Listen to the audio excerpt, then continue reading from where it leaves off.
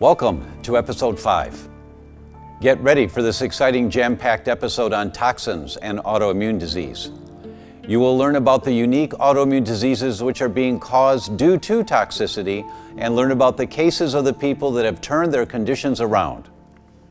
In the last episode, you learned the impact of digestive diseases. You learned about the extreme prevalence of this terribly uncomfortable and often painful disease, which claims 60 to 70 million Americans. Sadly, these diseases result in 21 million hospitalizations each year and 245,000 deaths.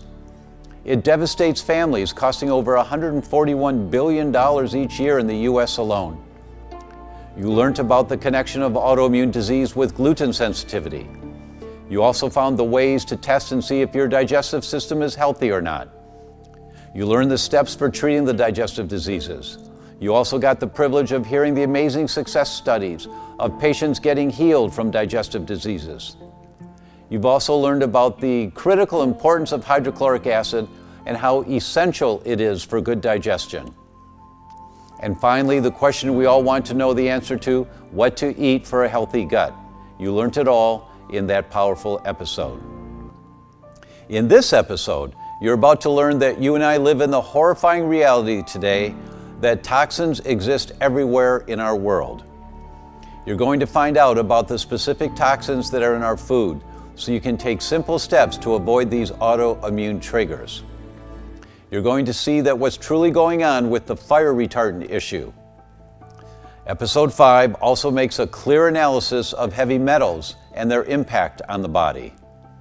Other exciting truths you're about to uncover are the unexpected mold problem, the problem with plastic, with BPA, the chemical that softens plastics, and the hidden trap BSA, and the actual data on electromagnetic frequency exposures. Everyday household products such as shampoos, makeup, deodorants, and finally, the problem with air pollution and what you can actually do about it. Get ready for an episode that will forever change your health and the health of those that are in your circle of influence. In the United States and Canada, chemicals are used in consumer products and released into the environment before they are tested for toxic effects, not like in Europe. In the European Union, they require the industry to prove the chemicals are safe, that they're not toxic, before they enter the market. Here, we have to prove that they're not safe. More than 1 billion pounds, yes, that's billion, 1 billion pounds of pesticides are used annually in the United States, 3/4 of which are used in agriculture. Recent biological monitoring studies indicate that pesticide exposures are widespread in the U.S. population, including to pregnant women and children. Is it any wonder why we are experiencing such a dramatic increase of autoimmunity? Newborn infants today, every single newborn infant has on average 280 toxic chemicals in their bloodstream at birth. According to the Lancet, the medical journal Lancet, neurodevelopmental disorders caused by industrial chemicals has created a silent pandemic in modern society. Pandemic means it affects everyone. It's bigger than epidemic. The truth is, you are exposed to approximately 250 pounds per person per day of toxic chemicals in the U.S. That's shocking.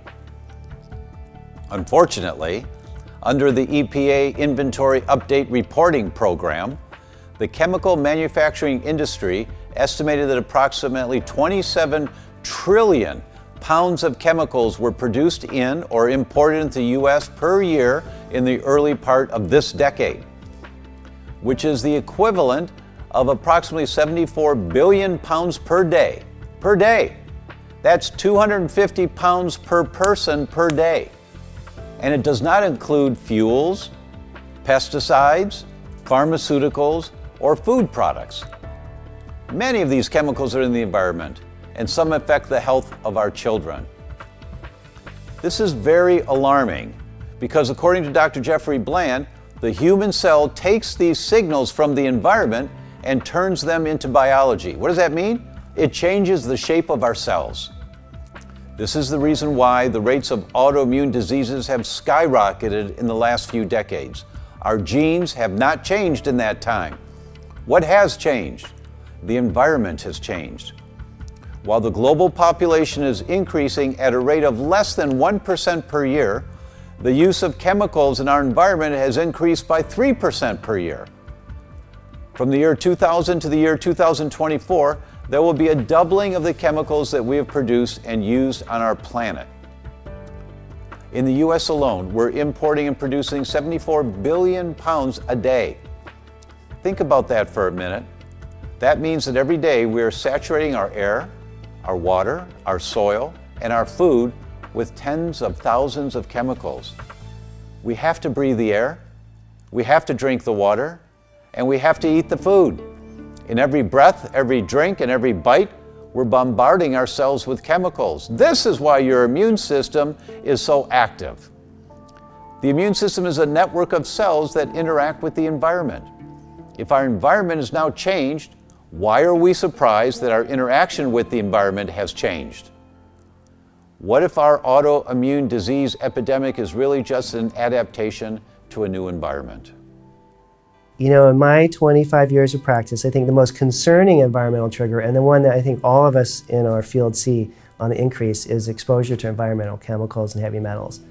And you know, I've been at many conferences in the last year. All the doctors are saying the same thing. You know, it's just was bad 20 years ago, but the levels of environmental toxins in our patients now are just reaching amounts that we couldn't have even comprehended 20 years ago. It's just becoming more and more and more of a problem.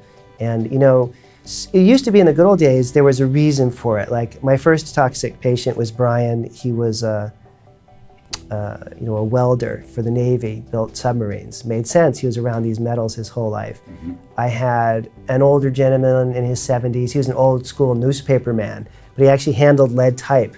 So he was very lead toxic because he was touching lead for a lot of his younger years in the newspaper industry. So it used to be in the good old days, 25 years ago, we knew why someone was toxic, it made sense, and there were certain toxic patients. Mm-hmm. Now, we could see a toxic patient that's 15 years old that's living in a pristine community in Colorado and has never touched a chemical or heavy metal.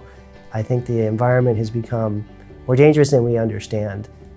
It's the amount of chemicals from our bad habits of breathing and eating and wanting to drink water that builds up in our bodies. Now the levels of chemical toxicants in our bodies is so much greater now than it was.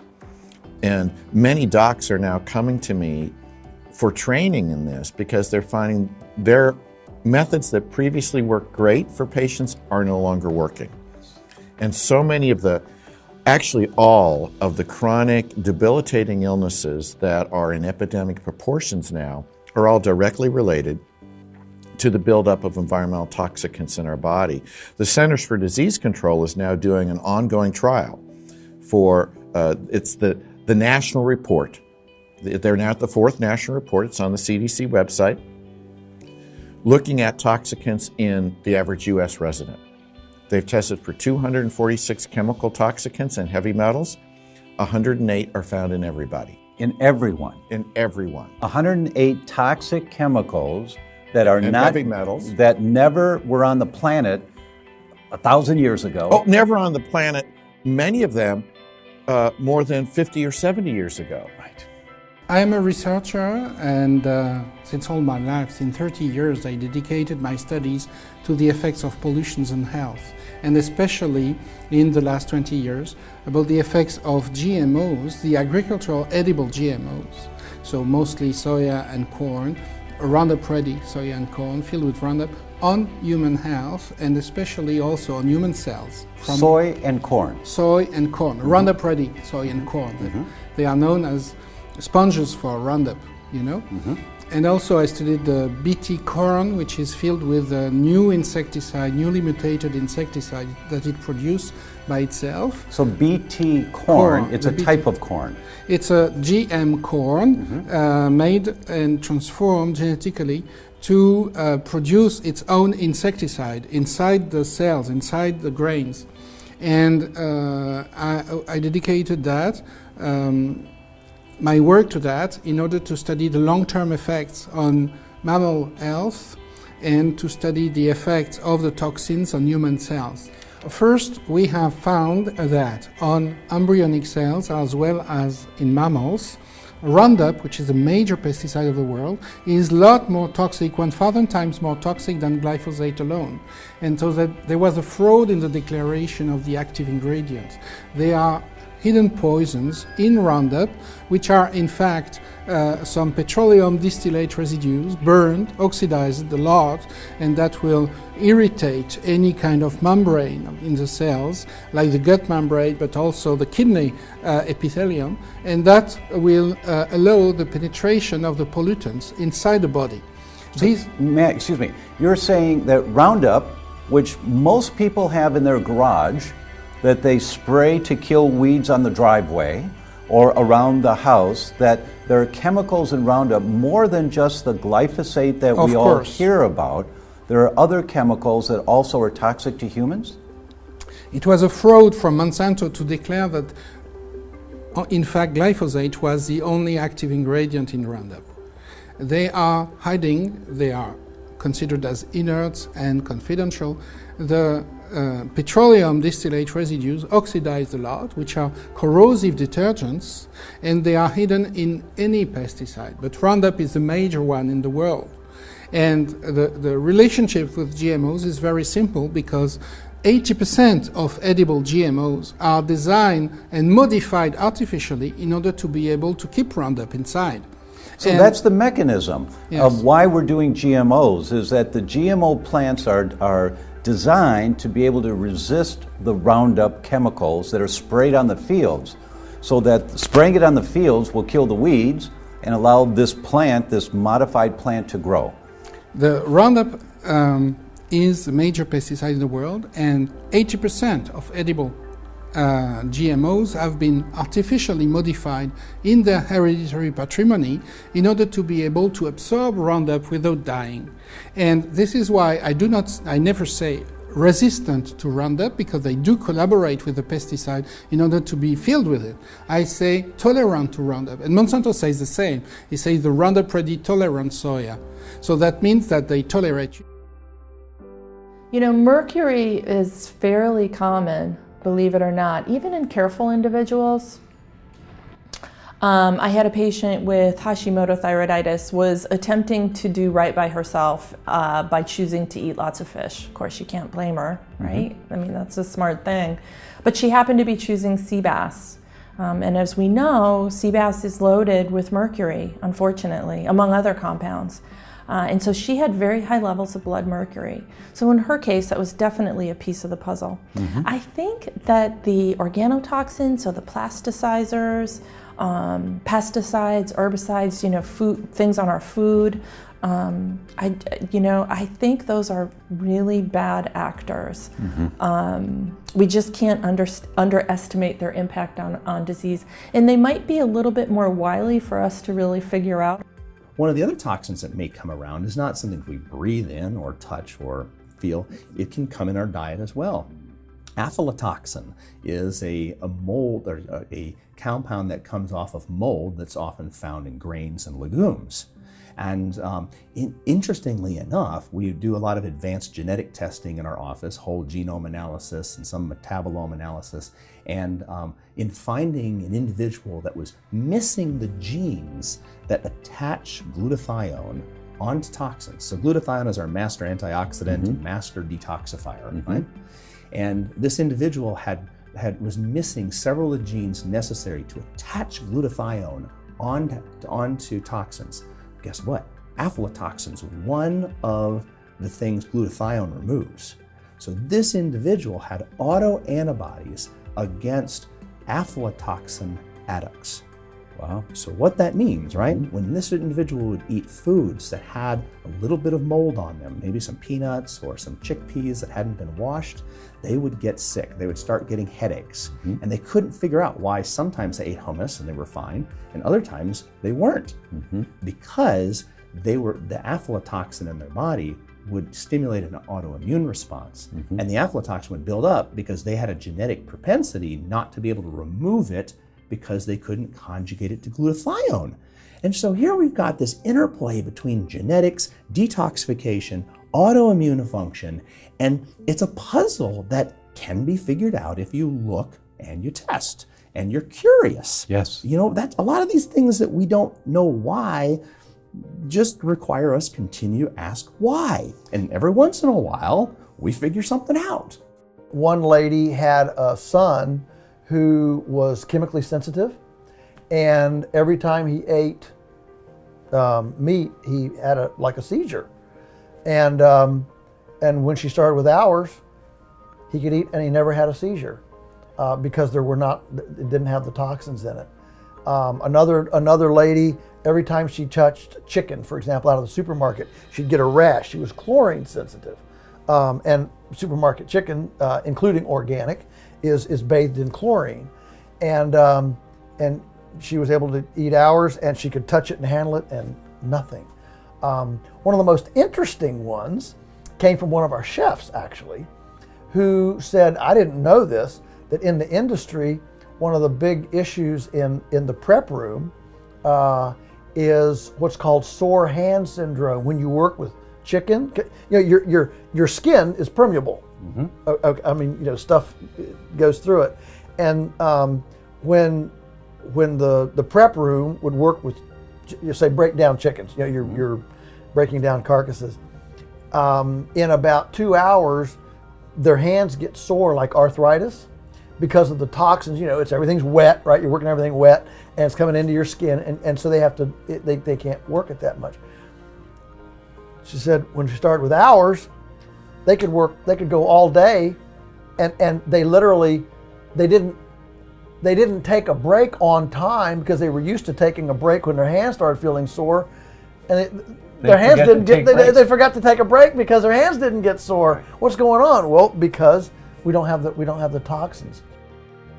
One key that I think about with the environmental toxicity is that where we're raising our food, the feedlot beef that we're using, with the antibiotics, with the hormones that we're giving, with the environmental conditions, it's just not a healthy place to raise a food source. The water supply that we're using, we actually do water tests in our community, and we find shockingly people with uranium, arsenic, high levels of lead in their house supply and in their well supply. I think the mineral depletions we're seeing in our soils make you vulnerable to the toxicity, whereas your reserve may have been higher. And I think it's almost a bell-shaped curve where there was toxicity in the past because we didn't recognize that you couldn't smoke and change your oil and sit in gasoline, that was dangerous, and spray DDT throughout the neighborhood and have the kids run behind it. And as our future progresses in our bigger cities, with the smog, with the pollution, we find that the ability for the resistance to toxicity is much lower. The colored sheets that we're bathing our kids in at night with all the dyes and all the flame retardants, they're all hormone disruptors. And a hormone disruptor is a chemical that alters the function of a hormone pathway in your body. And for me, when I hear hormone disruptor, I hear autoimmune instigator. I really think that those systems go hand in hand and that they can drive each other. So you mentioned about flame retardant chemicals in children's clothing. What kind of clothing should our parents be getting for our kids? Everyone should be wearing organic cotton. It's not possible for everybody at every moment, but the things that you spend hours and hours in, like your bedding, that's the one thing that probably makes the most sense to spend money on for your kids. In the Netherlands, we have a big problem now with one metal called chromium-6. These are people that work in the military, and all the tanks that were in Afghanistan, for instance, also the tanks from the United States, they were close to my university. So, and many of the men that worked there became ill after working for a couple of years in that cleaning industry. Yes. And the idea is that chromium-6 has caused all kinds of problems. And we have now an official team to look if we can get more knowledge about it and also get more proof that indeed it is the case.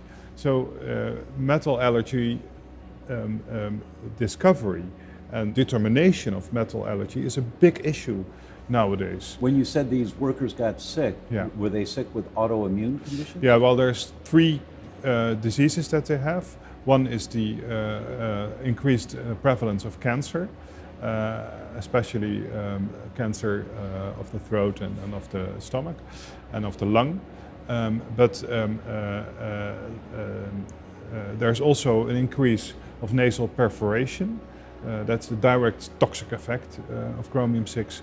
And the discussions are especially about those patients who developed an allergy to chromium-6.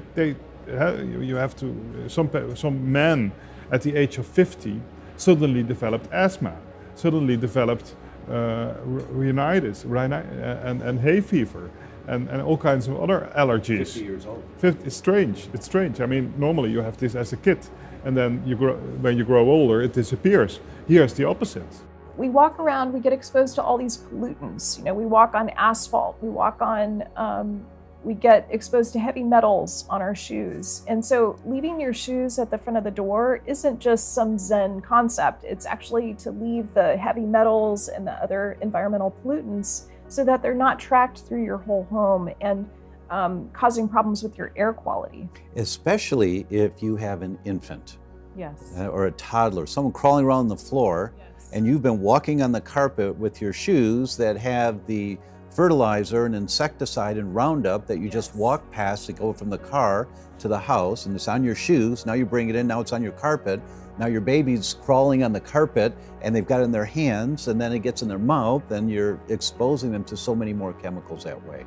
Critically important. And I don't have a toddler anymore, but I'm doing yoga on the carpet. Yeah. I'm getting exposed to it. So, Yes. and my kids, you know, they'll lie on the carpet and do things on their laptops. So, yeah, very important. Yes. Food sensitivity, that would be the first thing I would think of in someone who doesn't have a stellar response to adding smart foods and the activity I talk about. So I might do gluten. Either I'll get them to try an elimination diet where we give up like the top 7, you know, gluten, dairy, soy, corn, egg whites. You know, what are the most common things that peanuts that people might react to? Give those up for just 21 to 30 days. I mean, sometimes it's startling, the response. But there's a, you know, now then if it's not food, we can get into, you know, there's some people are chemically sensitive. You know, the cosmetics that people put on, you know, chemicals in we live in a pretty toxic world. When you think of all the chemicals in our home that could, in some genetically sensitive individuals, trigger their autoimmune response. So there's definitely chemicals out there. And so it's, you know, I'd go with the most common things first, but eventually you got to think of mildew and mold and other, you know, potential triggers out there, chemicals in our home, all sorts of things, and they're all additive. You add up all these little bits of all these different triggers and you have a massive trigger.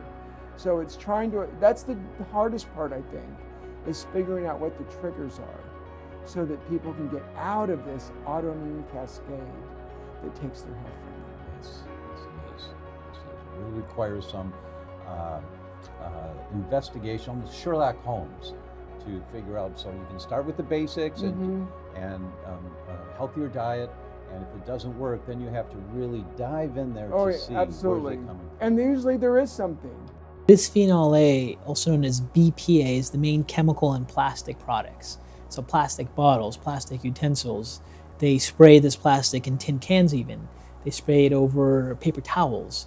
Carbonless credit card receipts.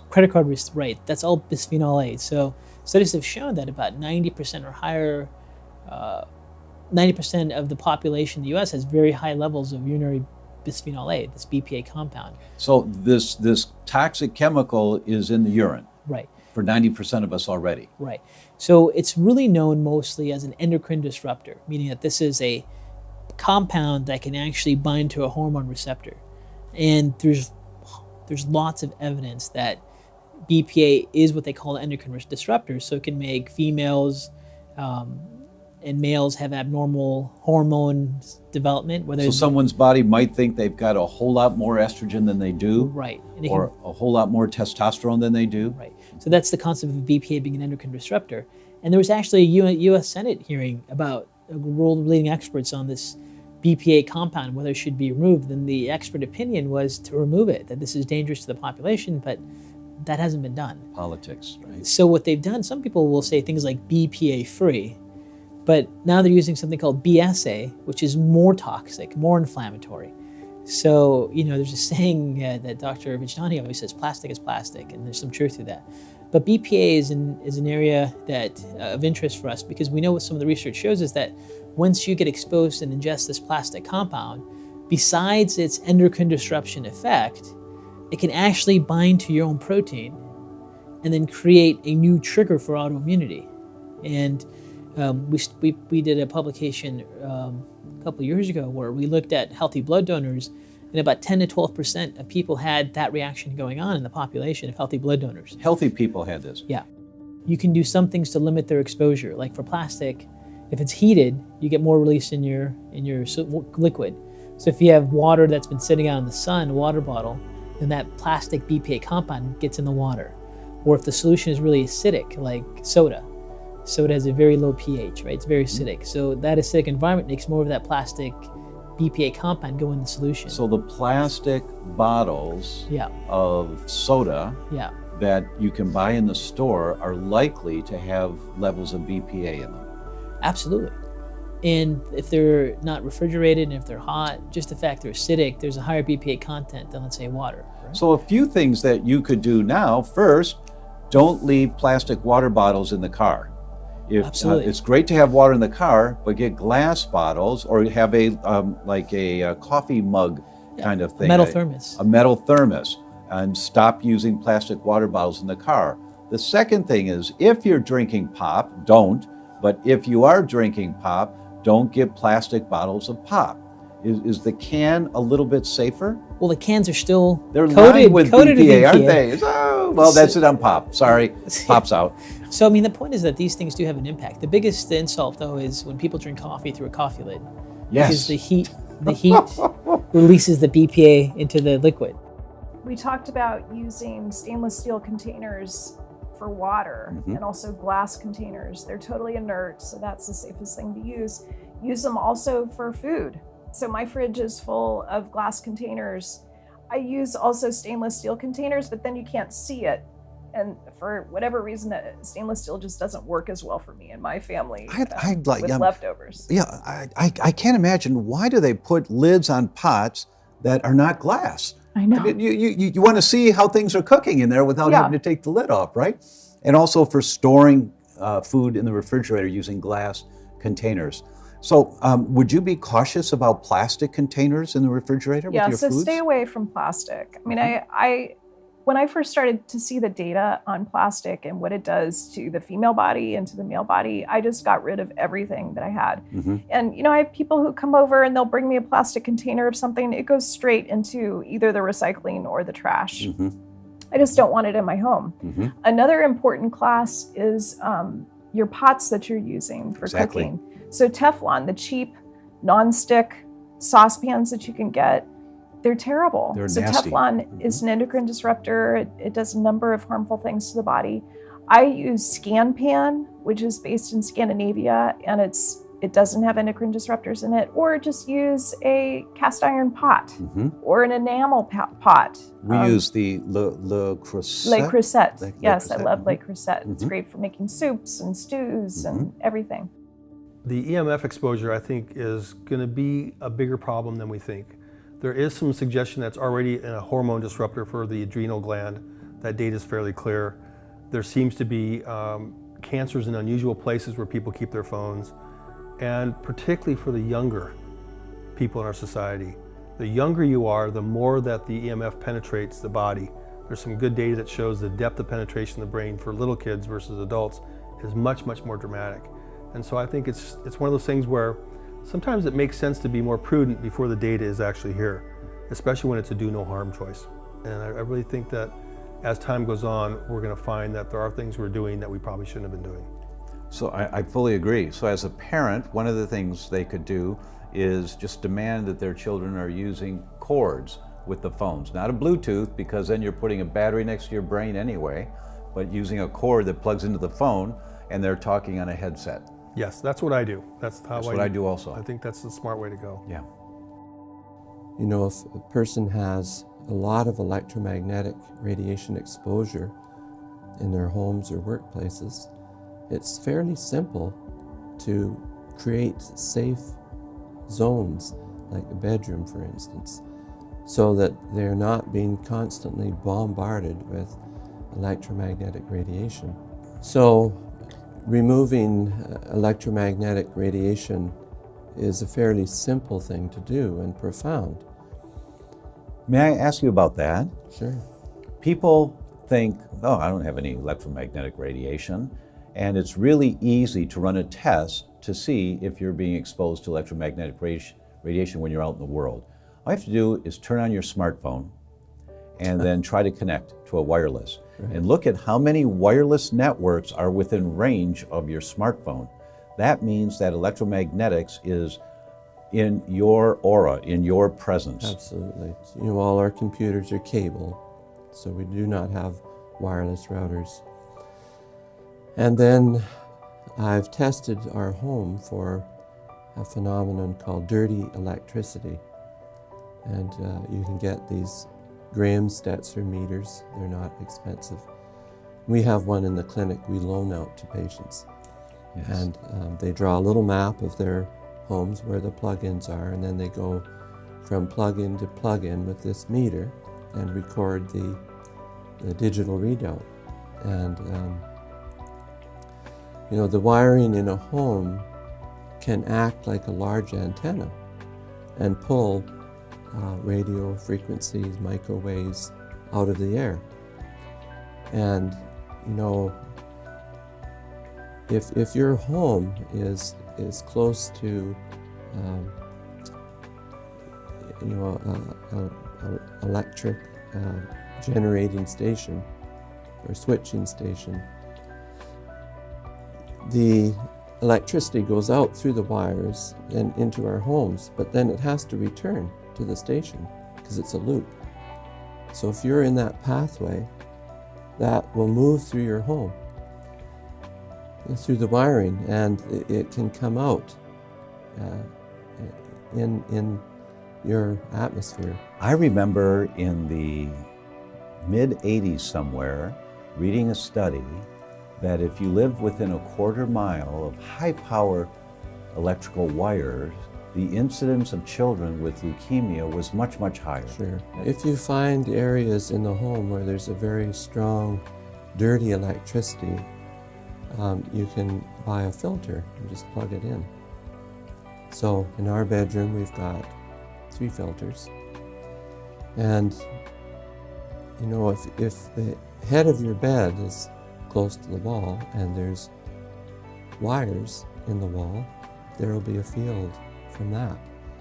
So, good idea to pull the bed away from the wall. So there's some women who never wear lipstick, bless them. I'm someone who loves lipstick and I only wear organic now, but that wasn't always the case. Yes. So I actually measured in, this was maybe 5 years ago. I periodically, you know, I run my own functional medicine tests on myself. And I found that my lead and my mercury levels were quite high. So the mercury I understand because I have a fondness for sashimi and I have to be careful about it. And that's one of the reasons why I test my heavy metals. But the lead was so confusing to me. And so I started to look at, you know, what were the sources of lead? I tested my water. I use a water filter I have for a very long time. And it wasn't my tap water. It wasn't the filtration system that I'm using. What I found was that it was my lipstick. So I was occasionally using some lipstick that I thought was safe. Can I say some of the brands? I was using Burt's Bees, their lip shimmer. That actually has lead in it. It might have been removed by now, but this, when back 5 years ago, it still had lead. I love Chanel. I love kind of their new look every 6 months. And I was using a Chanel lipstick mostly for, you know, going out at night, not every day. But these were enough of an exposure to get my lead level to They were significant. accumulative. Yes. I don't think we're ever going to get to the point where we can really reduce our exposures, right? There's just too much latex glove use with foods, too much plastic bottles, there's too much chemicals that are used in cleaning products, there's formaldehyde in carpets, right? There's all these things around us, and there's no strategy to reduce that load. So the only chance we have is to try to improve our own tolerance, because it's not as simple as you just do something like chelation therapy where you try to pull these metals out of your body, that you're still gonna, even if you did chelation, you would still have reactions to plastic that won't be chelated out. You would still have reactions to formaldehyde that don't get chelated out with those types of agents, right? Which is a normal treatment. So there's a point of that we all have to consider improving our tolerance, especially for reacting to chemicals in early stages, and especially for those that have autoimmunity. So as far as other things that can do that, like chemical tolerance issues, raising antioxidant levels and glutathione levels especially have had Antioxidants are in the vitamins and minerals that we take. Right, so if we can have a high antioxidant-rich diet or take them as supplements, that can have an impact on tolerance. But at the end of the day, the key thing is to not ignore those symptoms of reacting to chemicals and starting to react to foods, because this really suggests that you're losing your tolerance to the environment and the foods you eat, and the next thing that happens is you lose tolerance to yourself and start to develop autoimmune diseases, and that can be anywhere. The toxicants that I never used to worry about, they're called non-persistent because they have short half-lives. They're out of your body in a few hours or a couple days. Who cares? Well, what turns out is that we're breathing them in all the time. In our homes, the air pollution levels are just astounding. In cities, and from the vehicular exhaust. Vehicular exhaust has greater association with cardiovascular disease and heart attacks than cholesterol does.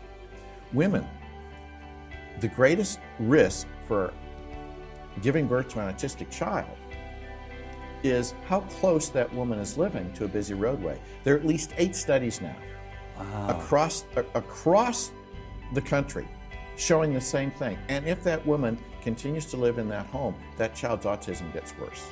You know, I know of the studies that show that children in Mexico City have Alzheimer's already, early Alzheimer's. They can identify the plaque in the brain. It's because of the toxicity of the air. Yeah, it's the vehicular exhaust is not a good thing. I don't know why this is not more well known, but you can make lab rats fat, obese from air pollutants, vehicular exhaust. You can make them diabetic. And in human studies, the cardiovascular disease, the autism, allergies, asthma. So these environmental toxicants are multifaceted. They knock out the immune system. They knock out the mitochondria, so you don't have energy, chronic fatigue. That's the furnace in every cell that generates energy. So you don't have energy, and if you can't take that fuel and burn it for energy, it goes into storage, fat. Yep. So these things from the other, vehicular exhaust, the plasticizers that we get in our air, and as well as our personal care products, the greater the level of phthalates or plasticizers in the urine, the bigger the belt size in males, females, and children.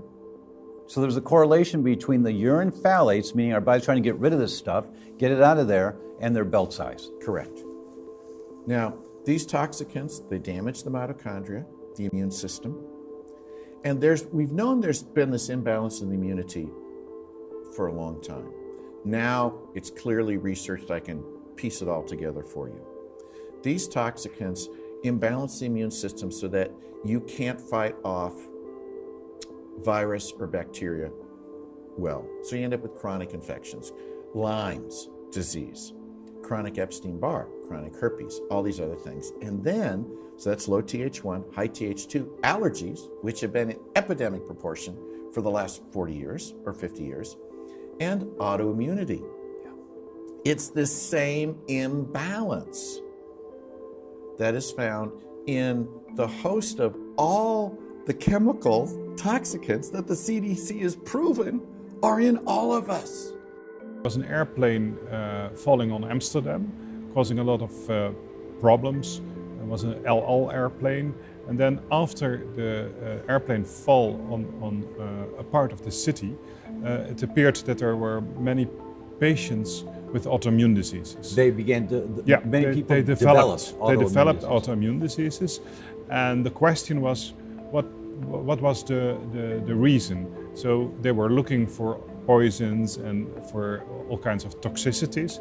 And then we put forward the hypothesis that it was just the silica coming because the buildings were damaged and there was a lot of silica coming into the atmosphere. That's a mineral, silica? Yes, SeO2. So it's the main component of the Earth crust, actually. And of course, if buildings fall down, then a lot of silica comes in the air. So it was a hypothesis at that time, but some years later, there was an earthquake in Japan, and they actually calculated exactly how many more autoimmune diseases they saw. And they proved actually that it was the silica that was causing this problem. And the same mechanism where when buildings collapse, some of the construction material is in the air, and part of that particulate matter is silica, which people breathe in. Yeah. And for instance, 9/11, probably the same issue. I've seen some of those studies on 9/11 and the amount of autoimmune diseases that people are getting now, who were the rescue workers at 9/11. Right. It would be of interest to you to know that the workers who worked in the Ground Zero after the 9/11 destruction of the Twin Towers, after working in the reconstructions of the beautiful buildings, which are now the Ground Zero, many of them developed autoimmune diseases. This was published in the Arthritis Rheumatism, our very respectful journal of the rheumatologists in the last year, to indicate that they were exposed constantly with different metals, some of them aluminum, when they destroyed or demolished the ruins and tried to reconstruct this beautiful building. So everywhere in our life, the modern life, we are exposed to noxious materials which can stimulate the immune system, and in few subjects, which we know who they are and we can predict them or predict or let's say diagnose or depict these people, they might develop autoimmune diseases by being exposed to all these substances that you listed. Yes, the environment is overwhelming, but you can do some very simple steps. And I have come to the place in my career, Tom, with the research that I read and study. And you probably have not, I doubt you've heard any healthcare provider say this. I think the number one thing people should do to be healthy, even before organic food, is get a high quality air purifier in their home. One that forces the air through a series of HEPA filters and charcoal filters. Just by doing that, dust control in your home, I have the Walters Holy Trinity. Get the furnace vents sucked out, get the dust sucked out of them, because these environmental toxins aren't free floating in the air, they're on the dust. Then buy the high quality pleated electrostatic air filters. They cost you $20 a pop. That grabs the dust, doesn't let it get in the vents, and then you get a good high quality air purifier. Usually that's about $1,000. For that $1,000 investment or $1,200 investment or whatever it is, the opportunity is there to knock out the allergies, to prevent a woman having an autistic child, to reduce your risk of heart attack. Yes. You know, that's number one. So the air that we have control over, which is in our home, you have control over the air in your home. That we spend at least half of our time in, because we sleep there. Exactly. Now, there's many steps to go beyond there. Get the carpeting out of the house. Don't wear shoes in the house. What do you do if you walk into a hotel room and you smell all the cleaning stuff? What can a person do? Make a note that next time you ask for a non-toxic room, for a hypoallergenic room, and for the time that you're there, if it's really bad, you move, but they're usually all that bad, and you ask for not to use cleaning things the next time in that room. I don't have people clean my room when I'm in a hotel, actually. That's another thing to do. And to bring in an air filter. There are HEPA air filters in hotels that you can ask for. Yes, hotels carry HEPA air filters. Oh, what a great idea. Yeah. That's a great little pearl. I'm going to start a run on HEPA filters. HEPA just means it's a very small pore, so it really filters out the fine particles. So you're cleaning the air so that that environmental exposure is not as bad for you. Right.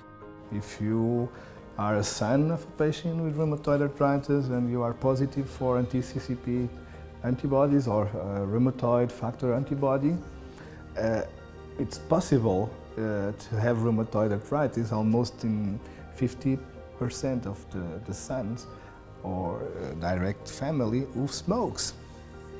So smoking may be a trigger that seems to be yes, correlated but with... it's well correlated. Okay, so that would be an environmental statement. So those family members of someone with rheumatoid arthritis, if they're smokers, they're likely to have elevated antibodies. Yes, and likely to have the disease. And have it, but they may not have symptoms yet. But they will be very good candidates to have the disease. So that's the clinical disease. Smoking. You won't believe how deleterious smoking is for the immune system. And let me give you just one example how it can induce the immune system to react toward our own organs. When you smoke the proteins in your alveoli, in the lung. You change their conformation, and they are not recognized anymore as our own tissues by the immune system, and the immune system attacks it. There is even a theory that everything starts from smoking or inhaling toxic substances into our lungs, and then the cells are distributed to the different organs to induce one of the 80 different autoimmune diseases. Moreover, it has been found that in smokers, quite often, our therapies, what we call biological therapy, the newly developed anti-missile therapies, they are not effective if you are smoking. So as you can see, all these healthy measurements, vitamin D, also physical activity, by the way, reducing obesity, quitting smoking, and as I mentioned, the vitamin D supplements can slow down the process. So if we detect by our predicting measurements a person who is at risk, definitely we have to recommend him these otherwise healthy measurements to slow down and to reduce the risk of developing an overt disease from these hidden markers of being at risk to develop autoimmune diseases. And thank you for taking the time to listen to various experts in their fields when thinking about this important subject.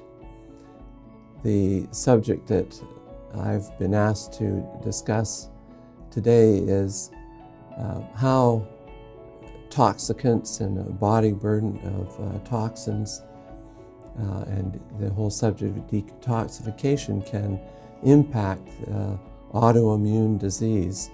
And I hope that you will grasp kind of the big picture of the timeline of our lives and how we go through life, various exposures and traumas that cause tipping points for our immune system, inflammatory systems to become more reactive, and how addressing many factors can cause the immune system and inflammatory cascades to calm down and restore life and vitality. This was an exciting episode. It's a shock to see that all of these environmental toxins are causing some of the autoimmune diseases, especially BPA, phthalates. Make sure to take this information and apply it to your own life. Make sure to learn more about proper detoxing to get rid of these toxins from your body. For tomorrow's episode, we will be looking into diseases related to the brain.